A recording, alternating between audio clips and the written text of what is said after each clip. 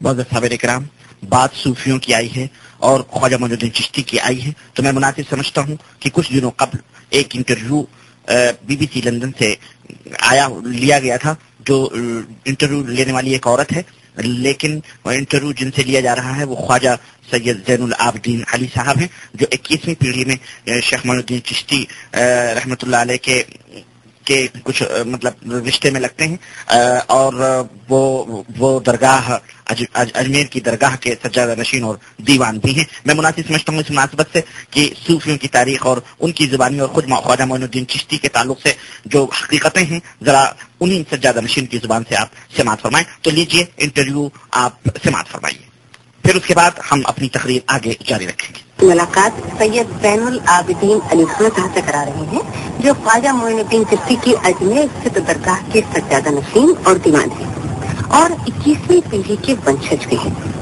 दीवान साहब, BBC के studio में आपका स्वागत है। नमस्कार। सबसे पहले तो आपसे ये जानना चाहूंगी कि आप न्यूयॉर्क में हुए संयुक्त राष्ट्र के विश्व धर्म गुरु और आध्यात्मिक नेताओं के सम्मेलन में आमंत्रित किए गए थे। आप ये बताएं कि उस सम्मेलन में आपकी तरफ से क्या कहा गया? गरीबी हटाने के बारे में तो इस्लाम क्या कहता है इसके बारे में बात बताइए, लेकिन ये बताइए कि और जो दो मुद्दे थे, पोल्यूशन और शांति। इस्लाम एक ऐसा मजहब है जो अमन और आस्ती के पैगाम को दुनिया इंसानियत को देता है। इस्लाम इसकी इजाजत नहीं देता कि अगर किसी इस्लामी मुसलमानों के मोहल्ले के अंदर कोई गैर मुस्लिम अगर रहता है, अगर उसको उस मुसलमान से किसी किस्म की शिकायत या तकलीफ है तो उसको मुसलमान कहने का कोई हक नहीं। दीवान साहब, आपसे मैं सूफी मत के बारे में कुछ जानना चाहती हूँ। सूफी मत इस्लाम से क्या अलग है? नहीं, सूफी मत इस्लाम से कोई अलग नहीं, ये इस्लाम का एक पार्ट है। और ये सूफीज़्म जो है वो ये है कि जो प्रॉफेट मोहम्मद की तालीमात थी और कुरान शरीफ के अंदर दिए गए जो दिशा निर्देश हैं उसके ऊपर सख्ती से पालन करते हुए अपनी दिनचर्या या दुनियावी जिंदगी जो है उसको बसर करना, और उसके साथ साथ जो लोग उन लोगों सूफियों की खिदमत में जिस किसी भी तरीके से हाजिर होते हैं, चाहे वो अपनी परेशानियां लेकर के, चाहे अपने और दूसरे मामला को लेकर के, उनको वो किसी खुद से महरूम वापस नहीं लौटाते। यही उनका अव्वलीन फर्ज रहता है। और अपने परवरदिगार की बारगाह के अंदर वो ये सोचते हैं कि हमारे से कोई इस किस्म की गुस्ताखी न हो जाए जिसकी वजह से हमारे को गुनाहगार तस्लीम किया। दीवान साहब, ये बताएं कि इस्लाम में कहा जाता है कि इंसान जो है अलावा खुदा के किसी के आगे नतमस्तक नहीं होता, नहीं होना चाहिए।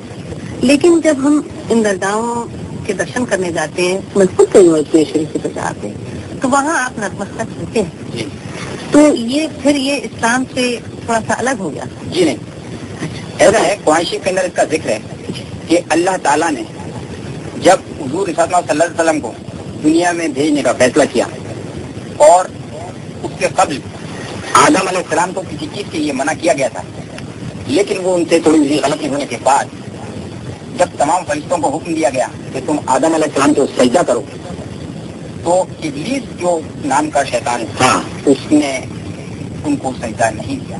तो अल्लाह ताला ने आदम अलैहिस्सलाम को जो सजदा करवाने की हुक्म दिया वो सजदा ताज़ीमी कहलाता है।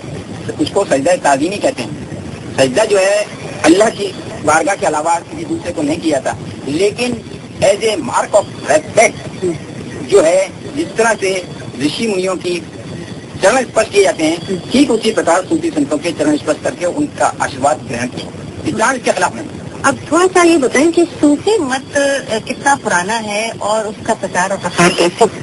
सूफी मत कम से कम 1200 साल पुराना है। ये अरब कंट्रीज से फैलता फैलता फैलता एशिया के मुख्तलिफ मुल्कों के अंदर ये आया, और हिंदुस्तान के अंदर हमारे सूफी मत के जो बानी हैं वो ख्वाजा मोइनुद्दीन चिश्ती रहमतुल्लाह हैं। उनकी आमद के बाद बहुत बड़ा एक इनकलाब दुनिया इंसानियत के सामने आया कि जो परेशान हाल लोग थे उनकी परेशानियां, उनके दुख दर्द, क्योंकि सिवाय उनके अलावा यहाँ पर कोई मुस्लिम तो था नहीं, उनको देख करके वो यहाँ पर उन्होंने उनके हाथ के ऊपर धर्म परिवर्तन किया।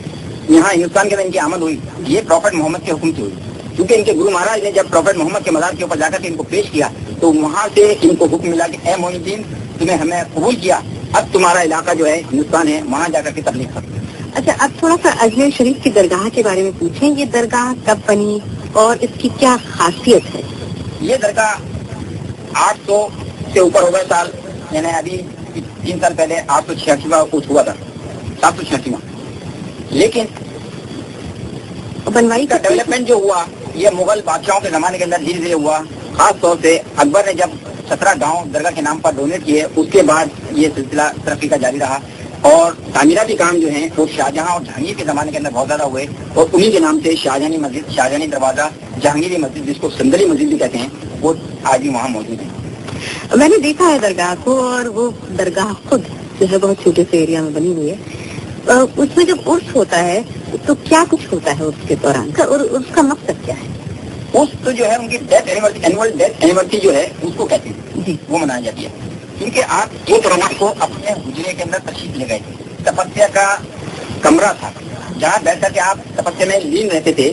اس کمرے سے جب ان کی آوازیں آنا پڑ گئے تو اس کو دروازے کو توڑا گیا، تو آپ کا مثال یعنی آپ کی ڈیتھ ہو چکی. اس لیے یہ شرین تک عرس منایا جاتا ہے. رجب کی چاندرا سے لے کر کے 6 رجب تک یہ عرس منایا جاتا ہے. اسی سے باقی کسی کی دوسرے کی اتنی لمبی رسم نہیں ہوتی، کیونکہ ان کی ڈیٹ جو ہے وہ فائنل رہتی ہے. ان کی ڈیٹ 1 سے لے کے 6 تک کے بیچ میں کب ہوا یہ پتہ نہیں تھی، اس لیے 6 دن تک منایا جاتا ہے. اور جو مخصوص رسمیں ہوتی ہیں وہ یہ ہوتی ہیں کہ چاند رات جس روز ہو جاتی ہے، چاند دکھائی جس روز دے رہا ہے، اس روز بلند دروازہ جس کو نظام دروازہ بھی کہتے ہیں، وہاں پر شادیاں بجائے جاتے ہیں اور توپے چلتے ہیں، یہ as a mark of respect. اس کے بعد رات کو 10:30 بجے جو درگاہ شریف کا مشہور محفل خانہ سما خانہ ہے، اس کے اندر قوالی کا پروگرام ہوتا ہے. ہندوستان کے مشہور قوالان جتنے بھی ہیں وہ سب اس رات کو وہاں پر حاضر رہتے ہیں، اور ان کو سیریل نمبر کے حساب سے جو ہے موقع دیا جاتا ہے. یہ سلسلہ رات کو 4 بجے تک 5 بجے تک چلتا رہتا ہے. اس دوران بیچ کے اندر رات کو 1:30 بجے مزار شریف کو غسل دیا جاتا ہے، جس طرح کے ہندو کے اندر مورتی کو اسنان دیا جاتا ہے، اسی پرکار جو ہے مزار مبارک کو غسل دیا جاتا ہے. اور یہ غسل جو بھی غریب نواز رحمۃ اللہ علیہ اولاد میں درگاہ دیوان ہوگا یا سجانشین ہوگا، اسی کا حق ہے، وہی اپنے ہاتھ سے اس وقت غسل دیتا ہے. اور سنا ہے کہ بڑی بڑی دیگچیوں میں کھانا پکتا ہے. وہ دیگ ہے ایک اکبر کی، ایک جہانگیر کی. اس کی بڑی دیگ کے اندر 120 من کھانا بنتا ہے، چھوٹی دیگ کے اندر 60 من کھانا بنتا ہے. جب کسی شردالو کی کوئی کامنا، کوئی منت پوری ہو جاتی ہے تو وہ اگر یہ وعدہ کرتا ہے کہ میری یہ کامنا، میری یہ منت پوری ہو گئی تو میں بڑی دیگ سے آؤں گا، تو وہ بڑی دیگ سے آتا ہے. یا اگر گھٹنے کی منت مانگتا ہے تو وہ چھوٹی دیگ پیش کرتا ہے. تو سال بھر کے اندر کم سے کم 200 دیگیں چھوٹی بڑی مل کے بن جاتی ہے. دیوان صاحب، ابھی آپ نے جو بتایا کہ اس میں جو رسم ادا ہوتی ہے خاص طور سے اس کے وقت، اس سے ایسا محسوس ہوا مجھے، جیسے آپ نے تلنا بھی کی، کچھ ایسا نہیں محسوس ہوتا ہے کہ تھوڑا بت پرستی کی طرف جاتا ہے یہ؟ جی نہیں، کی غسل کرانا اور اس کی عبادت کرنا نہیں. حج کے موقع پہ بھی خانہ کعبہ کا حکم ہوتا ہے. اجمیر شریف کی درگاہ پر نہ کیول مسلمان جاتے ہیں، انیہ دھرموں کے لوگ بڑی تعداد میں درشن کرنے آتے ہیں. اس کا کیا کارن ہے؟ اس کا مکھیہ کارن یہ ہے کہ اس درگاہ سے جب غریب نواز رحمۃ اللہ زندہ تھے، حیات تھے، تب بھی آپ کی خدمت میں بلا قید رنگ و نسل، یعنی ہر دھرم کا آدمی اپنی پریشانیاں لے کر کے جاتا تھا اور اپنی منوکامنا پوری کر کے لوٹتا تھا. ٹھیک اسی پرکار آپ کے دیہان کے نام کے بعد ان کی درگاہ بننے کے بعد ہر دھرم کا آدمی، چاہے وہ ہندوستان کا رہنے والا ہو چاہے ہندوستان کے باہر کے ملکوں کا رہنے والا ہو، اگر وہ اپنی کسی منت کو مانتا ہے اور وہ منت پوری ہو جاتی ہے تو اس منت کو پوری کرنے کے لیے وہ وہاں آتا ہے اور ماننے کے لیے بھی وہاں پر آتا ہے. دیوان صاحب، کیا صوفی دھرم کا پرچار پرسار ہندوستان کے علاوہ بھی انیہ ملکوں میں ہوا ہے؟ بہت ملکوں میں، اور کے اندر عراق میں صوفی سنتوں کی درگاہیں اور ملکوں میں بھی، بہت سے ملکوں میں. اور وہاں بھی اسی طرح سے عرف آتا ہے. ان کے جو فالوور جس کو کہتے ہیں، جن کو ہندی کے اندر چیلا بھی کہا جاتا ہے، وہ چیلے آگے چل کر کے جب وہ صوفی یہ دیکھ لیتے ہیں کہ یہ چیلا اس قابل ہو گیا ہے کہ اب میرے بعد جو شکشائیں میں نے ان کو دیا اس کا پالن کرتے ہوئے یہ آگے پرچار اور پرسار کر سکے گا، تو اس کو خلافت دیتے ہیں. خلافت کا مطلب یہ ہوتا ہے، خلافت دینے کے بعد میں وہ یہ آتھرائز ہو جاتا ہے کہ وہ اپنے چیلے بنانے کا ادھیکار پراپت کر لیتا ہے اپنے گرو سے. تو اور اس کے گرو اس کو دشا نردیش دیتے ہیں کہ تمہیں فلانے کنٹری کے اندر جا کر کے یہ پرچار کرنا ہے دھرم کا، صوفی مت کا. وہ اپنے اس علاقے کے اندر جا کر کے دشا نردیش کے انوسار وہاں پرچار وغیرہ کرتا ہے. جب اس کی ڈیتھ ہو جاتی ہے تو وہاں پر جب اس کی قبر بنائی جاتی ہے تو اس کے بعد اس کا اینول اوتھ وہاں پر شروع ہو جاتا ہے. اس طرح سے باہر کے ملکوں کے اندر بھی وہاں پر آج بھی وہ رسم ہوتی ہے. اچھا، یہ جو قوالی پیش کرنے کا جو سلسلہ ہے وہ کیا ہندوستان کا خاص ہے یا اور ملکوں میں بھی یہ پرچلن ہے؟ قوالی کا پرچلن جو ہے غریب نواز رحمۃ اللہ نے اس چیز کو آدھار بنا کے کیا تھا کہ انہوں نے دیکھا کہ بہت سارے مندر ہیں ان کے اندر الگ الگ پجاری اپنی الگ الگ طریقے سے آرتی اتارتے ہیں. تو کسی پجاری کی آواز کے اندر بہت میٹھا درد ہوتا ہے تو اس مندر کے اندر لوگوں کی تعداد زیادہ رہتی ہے. تو غریب نواز نے بھی دیکھا کہ اپنے یہاں بھی کوئی اس قسم کی چیز ایجاد کی جائے جس سے لوگ ادھر مائل ہوں اور صوفی مت کا پرچار اور پرسار ہو سکے. اس لیے قوالی کی بنیاد ڈلی. آگے چل کر کے امیر خسرو رحمۃ اللہ علیہ نے جو یہاں کی برج بھاشا تھی اس کو اڈاپٹ کر کے اس قوالی کو اور زیادہ پروتساہن دیا. بس آخر میں یہ بتائیں کہ یہ جو آپ نیو یارک میں حضرات یہ بی بی سی لندن کا انٹرویو تھا جسے آپ سماعت فرما رہے تھے. ہم بلا تبصرہ یہ آپ کی خدمت میں ہم نے رکھ دیا ہے. آپ فیصلہ کریں کہ صوفی مت قوالیاں اور یہ قبروں کے اوپر قبروں کا دھلانا پھر کعبے کے غسل سے اس کو تعبیر کرنا پھر سجدے تعظیمی اور یہ تمام سے سوالات چپتے ہوئے ہیں جو یقیناً آپ کے ذہن و دماغ میں گونج رہے ہوں گے کہ آخر یہ کیا ہے. یہ صوفی زین العابدین صاحب جو 21ویں پشت میں ہیں یہ ان کا اپنا وہ ہے. بہرحال ہم اپنی تقریر جاری رکھتے ہیں. لیجیے سماعت فرمائیے پروگرام. صوفی لوگ ایک